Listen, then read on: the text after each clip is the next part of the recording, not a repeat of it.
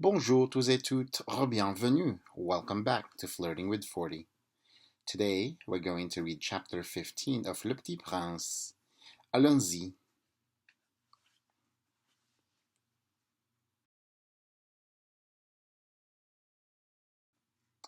Chapitre 15. La sixième planète était une planète 10 fois plus vaste. Elle était habitée par un vieux monsieur qui écrivait d'énormes livres. Tiens, voilà un explorateur, s'écria-t-il quand il aperçut le petit prince. Le petit prince s'assit sur la table et souffla un peu. Il avait déjà tant voyagé. D'où viens-tu? Lui dit le vieux monsieur. Quel est ce gros livre? Dit le petit prince. Que faites-vous ici? Je suis géographe, dit le vieux monsieur. Qu'est-ce qu'un géographe? C'est un savant qui connaît où se trouvent les mers, les fleuves, les villes, les montagnes et les déserts. Ça c'est bien intéressant, dit le petit prince. Ça c'est enfin un véritable métier. Et il jeta un coup d'œil autour de lui sur la planète du géographe. Il n'avait jamais vu encore une planète aussi majestueuse. Elle est bien belle, votre planète. Est-ce qu'il y a des océans? Je ne puis pas le savoir, dit le géographe. Ah, le petit prince était déçu. Et des montagnes? Je ne puis pas le savoir, dit le géographe. Et des villes, et des fleuves, et des déserts? Je ne puis pas le savoir non plus, dit le géographe. Mais vous êtes géographe. C'est exact, dit le géographe, mais je ne suis pas explorateur. Je manque absolument d'explorateurs. Ce n'est pas le géographe qui va faire le compte de villes, des fleuves, des montagnes, des mers, des océans et des déserts. Le géographe est trop important pour flâner. Il ne quitte pas son bureau, mais il y reçoit les explorateurs. Il les interroge, il prend en note leurs souvenirs.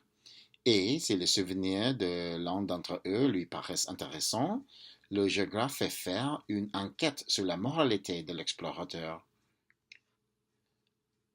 Pourquoi ça?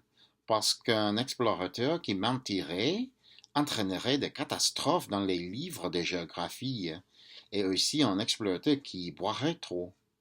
Pourquoi ça? Fit le petit prince. Parce que les ivrognes voient double.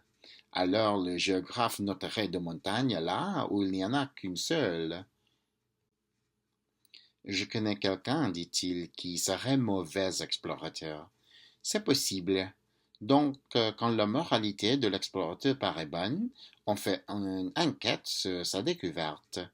On va voir. Non, c'est trop compliqué, mais on exige de l'explorateur qu'il fournisse des preuves.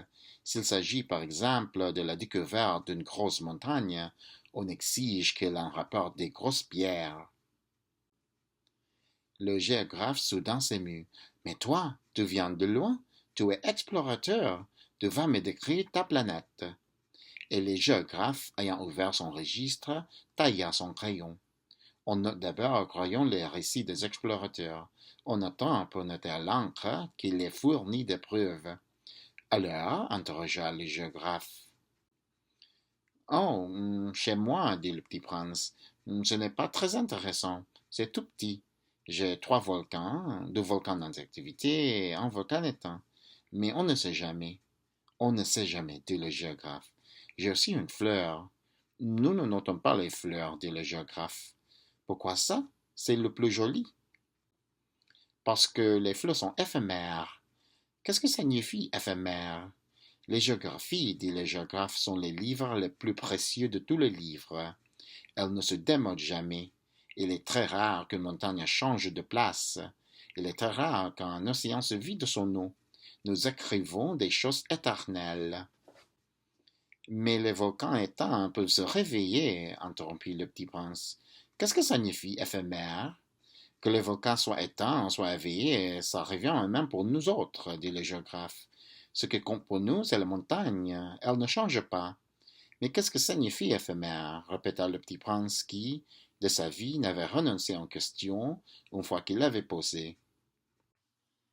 Ça signifie qui est menacé de disparition prochaine. Ma fleur est menacée de disparition prochaine? Bien sûr.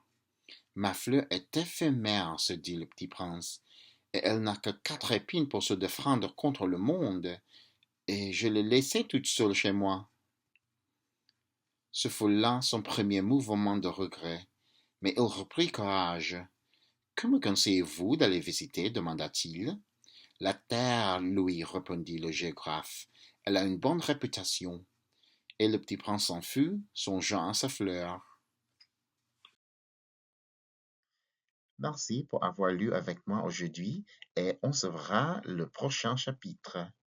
Ciao, ciao.